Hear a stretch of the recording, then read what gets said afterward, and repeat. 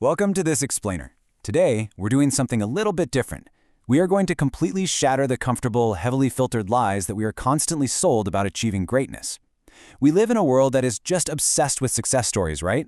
But we rarely pause to look at what it actually takes to get there and, maybe more importantly, what it takes to survive it. So grab a seat and prepare yourself, because we're diving into a deep, emotional, and unforgettable journey into the true cost of ambition. You know that picture-perfect version of success social media loves to feed us? The glamorous trips, the idea of just coasting once you've supposedly made it, that constant, unbreakable state of happiness? Well, contrast that glossy illusion with the brutal reality. As investor Sahil Bloom outlines in his writings, true success is very often built on long seasons of deep loneliness, incredible anxiety, and a relentless daily grind.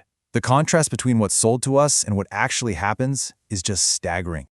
Section 1. The Illusion of Success. Shattering the Filter. Here is a concept we need to completely dismantle right now. The idea that success is some magical finish line where you finally get to kick back and just relax. It's not. The absolute crucial point to remember is this: you have to pay your rent daily. There is no idyllic promised land where you just get to coast. Every single day, you have to fight to earn your seat at the table. And here is the harsh truth that literally nobody mentions. That fight, it actually gets more intense as your success grows. You have way more to lose, higher expectations, and more people counting on you. The rent is due every single day. Section 2. The Plateau of Latent Potential. Embracing the dark. Listen, if you want to shine in the spotlight, you absolutely have to embrace extreme boredom in the dark. That's what success actually looks like behind closed doors. It's executing the boring, basic tasks day in and day out. It's sticking to a rigid structure. It is enduring a painfully slow grind and doing exactly what is necessary, even on the days you feel completely unmotivated. Real success is built on the back of long, painful periods of intense discipline. That is the true cost of entry. Now, why is that grind so brutal? Well, it's because of this thing called the plateau of latent potential. James Clear uses a perfect metaphor for this. Imagine you're heating an ice cube in a freezing room. You heat it 1 degree, 2 degrees, and nothing happens. The ice cube just sits there. You feel like you're completely failing, but you aren't. Your early efforts aren't being wasted. They are simply being stored until you hit that exact melting point, that critical phase transition. So if you're in the dark right now, just remember, your work is being stored. Section 3. The Psychological Price Tag. The Abyss.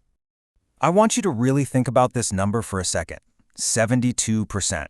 According to research by Dr. Michael A. Freeman from the University of California, San Francisco, 72% of participating entrepreneurs experience mental health concerns. We're not just talking about a fleeting feeling of being stressed out on a Tuesday. This is a profound systemic issue. Depression, anxiety, and extreme isolation are lurking right in the shadows of success, and we simply cannot ignore the undeniable data behind this massive emotional toll. So what's driving this? It's actually a wild paradox. Your ambition is simultaneously your greatest asset and your greatest liability. It can absolutely be channeled to create incredible, life-changing outcomes for you. But because progress is never a straight line, that exact same ambition creates incredible anxiety. When outcomes inevitably fall short of your rising expectations, the tension is just immense. Basically, your anxiety will almost always scale proportionally right alongside your ambition. And that leads to one of the most painful phenomena of all, the identity prison. Executive coach Sumit Gupta shares this heartbreaking story of a CEO named Raj. Raj built a wildly successful 300-person company, but he burned out completely. Why? Because nobody asked how he was doing anymore. They only asked how the company was doing. You achieve something significant and suddenly it's like you aren't allowed to be human. You become a symbol, a role, totally stripped of your vulnerability, and you find yourself trapped in a cage made entirely of other people's expectations. And wrapped up inside that cage is the crushing weight of consequence. Because true success means your decisions now impact real lives.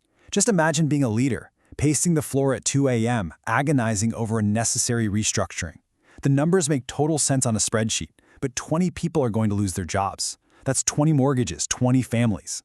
The privilege of impact comes with a heavy, heavy burden that you very often have to carry completely alone because very few people around you can truly understand it.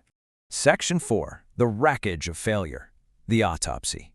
We have got to stop obsessing over these shiny unicorn success stories. Warren Buffett literally hit the nail on the head when he said, "When the tide retreats, you find out who has been swimming naked." Success is honestly a terrible teacher. It masks structural risks, cheap capital, and a massive amount of survivorship bias.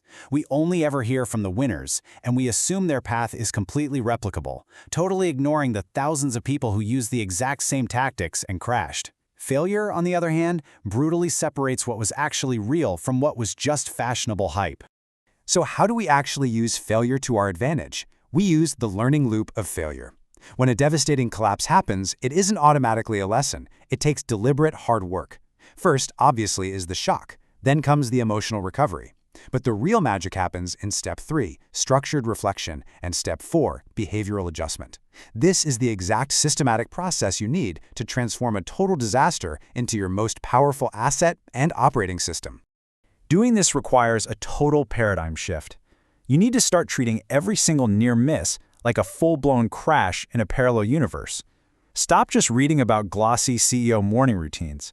Aggressively curate your reading list around business wreckage, incident reports, and postmortems. When you almost default on a loan or almost lose a key client, do not celebrate a lucky escape. Sit down and ask yourself, what sequence of decisions made this even possible? You have to study the wreckage to build your risk map. Section 5. The true cost of ambition. The ascension. So what are you actually going to have to give up to achieve greatness? And why on earth is it worth the sacrifice? Well, consider the opportunity cost. You will likely lose connections with people who simply don't share your vision. You're going to sacrifice leisure and fun.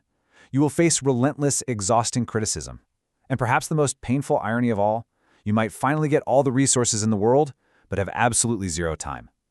Think of the highly successful executive who can easily afford front-row tickets to anywhere on the planet, but simply doesn't have 3 free hours on a Saturday afternoon for his own daughter's soccer game. Look, if you're doing all of this just for outer validation, you are doomed. C.S. Lewis had this amazing analogy where he likened the desire for status to peeling an onion.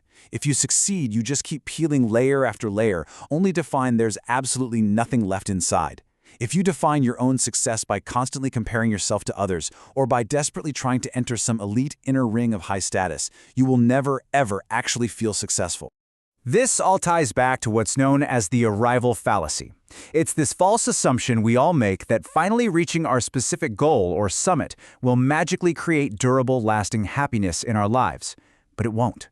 The happiness is not in the having, it is in the becoming. The climb itself, with all of its pain, boredom, and crippling anxiety, is always, always better than the view from the summit.